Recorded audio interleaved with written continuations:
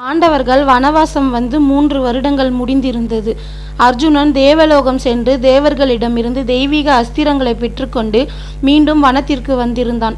அர்ஜுனன் தெய்வீக அம்புகளையும் ஆயுதங்களையும் பெற்று வந்ததை பற்றி துவைத்தவனா காட்டில் அவர்கள் அருகில் இருந்த ஒரு முனிவர் திருதராஷ்டிரனிடம் வந்து சொன்னார். அதை கேட்ட திருதராஷ்டிரன் தன் மகன்களின் எதிர்காலத்தை நினைத்து வேதனைப்பட்டு கொண்டிருந்தான்.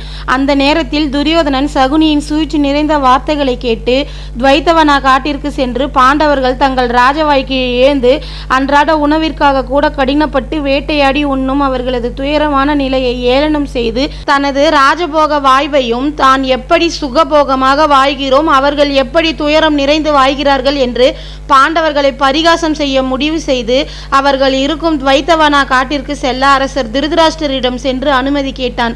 அர்ஜுனன் திவ்ய அஸ்திரங்களை பெற்று வந்திருப்பதை நினைத்து துரியோதனன் காட்டிற்கு செல்லக்கூடாது என்று மறுத்துவிட்டார் திருதராஷ்டிரர். அரசரது தடையை மீறி காட்டிற்கு செல்ல முடியாது என்று துரியோதனன் காட்டிற்கு செல்லும் முடிவை விட்டுவிட்டான். ஆனால் சகுனி துரியோதனனிடம் வந்து காட்டிற்கு வேட்டையாட சென்று வெகு நாட்கள் ஆகிறது, மக்கள் நிம்மதியாக வாழ வனவிலங்குகளின் அளவை கட்டுப்படுத்தி வைக்க வேண்டியது நம் கடமை. நான் சென்று நமது எல்லை பகுதியில் இருக்கும் அனைத்து காடுகளிலும் இருக்கும் வனவிலங்குகளின் கணக்கீட்டை ஆய்வு செய்து மதம் கொண்டும் சினம் கொண்டும் சுற்றும் ஆபத்தான விலங்குகளை வேட்டையாடி வருகிறேன் என்று காட்டிற்கு செல்ல அனுமதி கேட்க சொன்னான் சகுனி. துரியோதனனும் திருதராஷ்டிரனும் சென்று சகுனி சொல்லியது போலவே பேசி காட்டிற்கு செல்ல அனுமதி கேட்டான். துரியோதனன் உண்மையான எண்ணத்தை தெரிந்து வைத்திருந்தும் திருதராஷ்டிரனால் வேண்டாம் என்று மறுக்க முடியவில்லை. மக்களின் நன்மைக்காக பட்டத்து இளவரசனாக அவன் சொன்ன காரணம் அரசாங்கத்தின் சட்டத்திற்கு உட்பட்டு இருந்தது. சட்டப்படி அரசரால் அதை மறுக்க முடியாது. அதனால் திருதராஷ்டிரன் மனமில்லாமல் துரியோதனனுக்கு காட்டிற்கு செல்ல அனுமதி கொடுத்தான். காட்டிற்கு சென்ற துரியோதனன் முதலில் உண்மையாக ஆபத்தான வனவிலங்குகளை வேட்டைதான் ஆடினான். வேட்டையாடி முடித்த பிறகு பாண்டவர்கள் குடில் அமைத்து வாயும் இடத்திற்கு அருகில் இருக்கும் ஒரு ஏரிக்கரையின் ஓரத்தில் தனக்கும் தன்னுடன் வந்திருக்கும் மனைவி அரச குடும்ப பெண்களுக்கு தற்காலிகமான ஒரு கூடாரத்தை அமைக்க சொல்லி கட்டளையிட்டான். சேவகர்கள் கூடாரமிட ஏரிக்கரைக்கு சென்றபோது அந்த ஏரிக்கரையில் சில கந்தர்வர்கள் அப்சரஸ் கன்னிகளுடன் சேர்ந்து நீராடி விளையாடி கொண்டிருந்தனர்.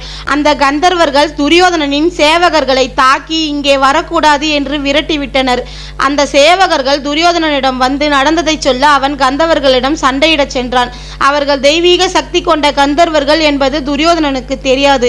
எவ்வளவு திறமையாக சண்டையிட்டாலும் மானிடனான துரியோதனனால் தெய்வீக சக்தி கொண்ட கந்தர்வர்களை வெற்றி கொள்ள முடியவில்லை. துரியோதனனை அந்த கந்தர்வர்கள் சிறைபிடித்து கொண்டனர். சகுனி அவர்களிடம் இருந்து தப்பி வந்து முதலில் கூடாரமிட்டிருந்த இடத்திற்கு வந்து தன்னை ஆசுவாசப்படுத்தி கொண்டிருந்தான். துரியோதன் கூட இருந்த சில சேவகர்கள் கந்தர்வர்களிடம் இருந்து தப்பி வந்து யுதிஷ்டிரனிடம் சென்று நடந்ததை சொன்னார்கள். அதை கேட்டு பீமன் மகிழ்ச்சி அடைந்தான். எங்களிடம் வந்து எதற்காக இதை சொல்கிறாய்? அவன் இறந்தால் அது எங்களுக்கு இன்பத்தை தான் தரும். உடனே இங்கிருந்து ஓடிவிடு என்று அந்த சேவகர்களை மிரட்டினான். யுதிஷ்டிரன் பீமனை கண்டித்து இதுபோல் பேசாதே என்று திட்டிவிட்டு துரியோதனன் பட்டத்து இளவரசன், அவனுக்கு ஏதாவது தீங்கு நடந்தால் அது அரியணைக்கு நடக்கும் தீங்கு.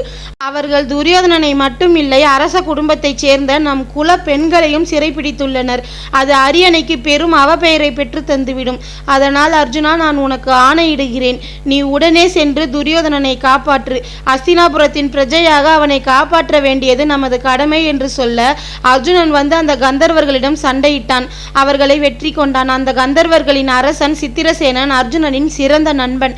அதனால் அர்ஜுனன் தன் நண்பனிடம் சென்று, இது மனிதர்கள் வாழும் இடம், அஸ்தினாபுரத்தின் கட்டுப்பாட்டில் இருக்கும் பகுதி என்று தமக்கு தெரியும் அல்லவா?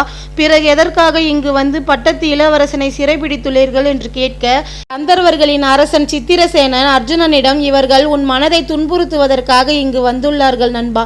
அதற்காகத்தான் நான் அவர்களுக்கு பாடம் புகட்ட வேண்டும் என்று இப்படி செய்தேன் என்றான்.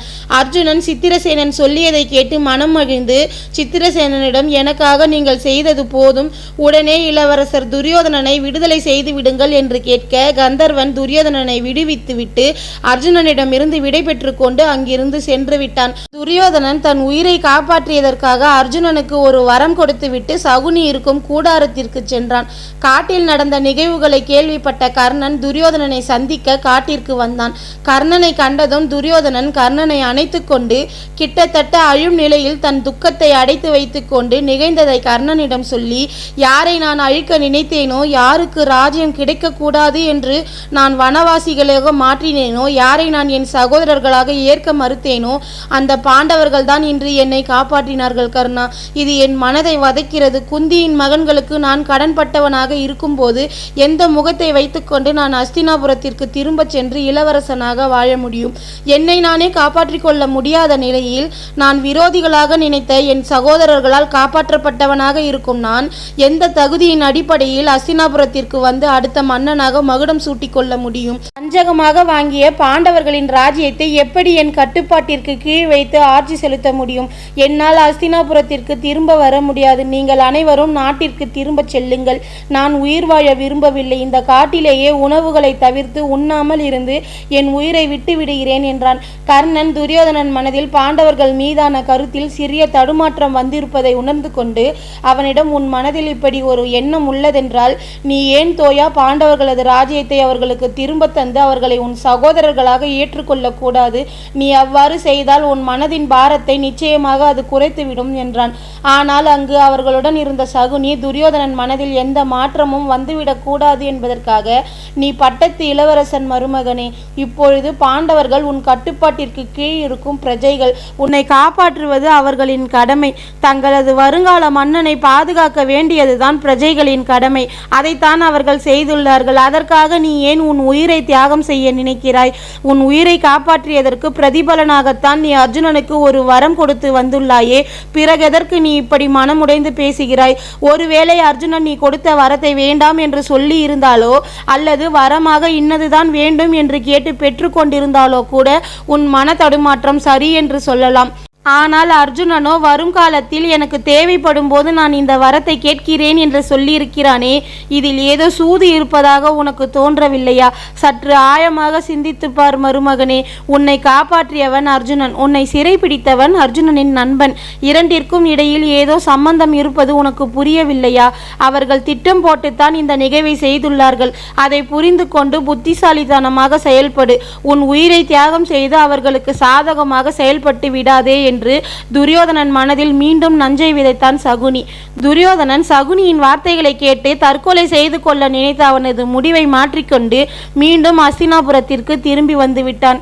இது போல சுவாரஸ்யமான தகவலை தெரிஞ்சுக்கணும்னு ஆசைப்பட்டீங்கன்னா என்னோட சேனலை சப்ஸ்கிரைப் பண்ணுங்க ஃப்ரெண்ட்ஸ்.